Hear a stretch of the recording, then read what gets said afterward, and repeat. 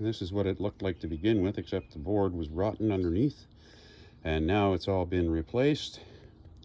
The grass rug has been screwed down all along the sides, and these slats here have been screwed down strategically for steps so that you don't slip.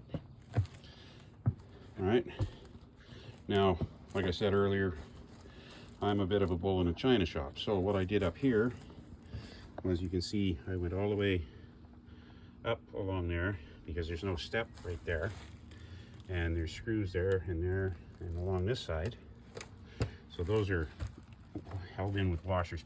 Now along the top edge on the deck, I've gone every 3 inches with screws, or 3 or 4 inches, to make sure that that doesn't become a trip hazard for myself or anybody else that's coming up or down here.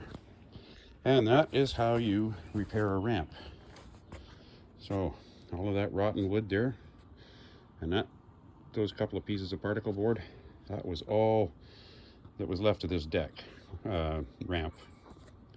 And now it's got 5/8 plywood underneath it, solidly put in and measured, and now it's good to go. And my dog should not have a problem, or my oil guy that comes in and fills up my oil tank, he shouldn't have a problem slipping. He's always got the stairs here though, they'll get cleared off, or anybody else that's going up and down here. And now down at the back there behind the shed, now I can get my wheelbarrow up and down here and move that 1.5 cubic yards of pea gravel down to the backyard.